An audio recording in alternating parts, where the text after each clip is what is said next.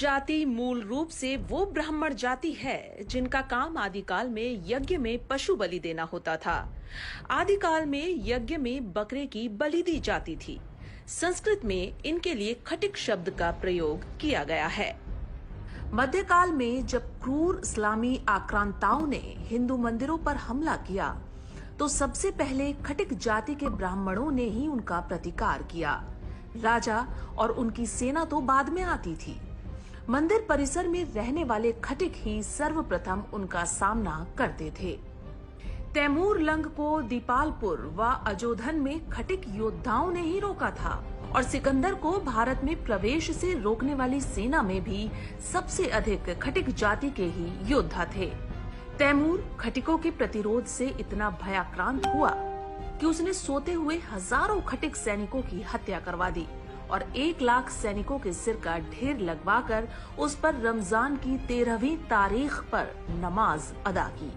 मध्यकालीन बर्बर दिल्ली सल्तनत में गुलाम, तुर्क, लोधी वंश और मुगल शासनकाल में जब अत्याचारों की मारी हिंदू जातियां मौत या इस्लाम का चुनाव कर रही थीं, तो खटिक जाति ने अपने धर्म की रक्षा और बहु बेटियों को मुगलों की गंदी नजर से बचाने के लिए अपने घर के आसपास सुअर बांधना शुरू किए।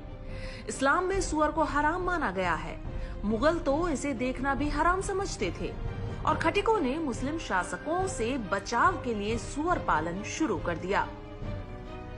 उसे उन्होंने हिंदू के देवता विष्णु के वराह अवतार के रूप में लिया।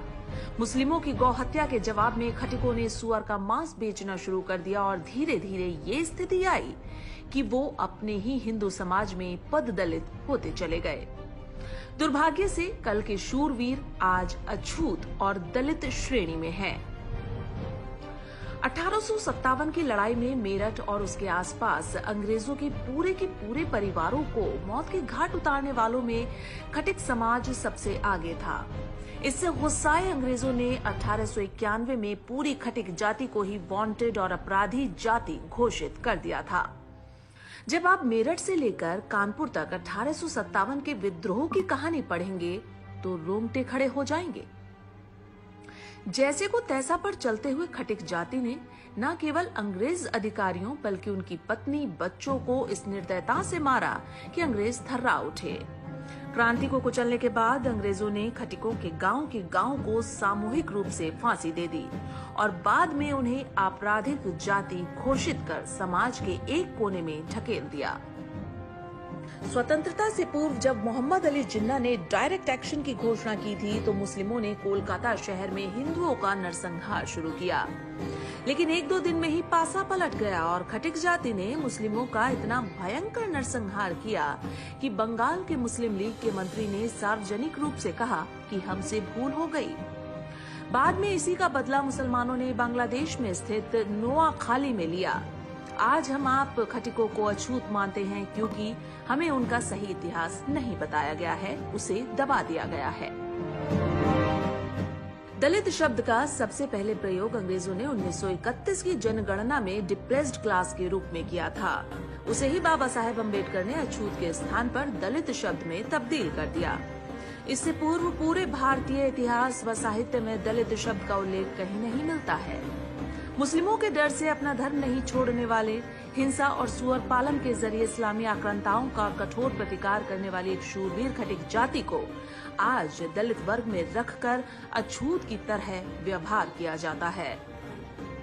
भारत में 1000 ईस्वी में केवल 1% अछूत जातियां थी, लेकिन मुगल वंश की समाप्ति होते होते इनकी संख्या 14% हो गई।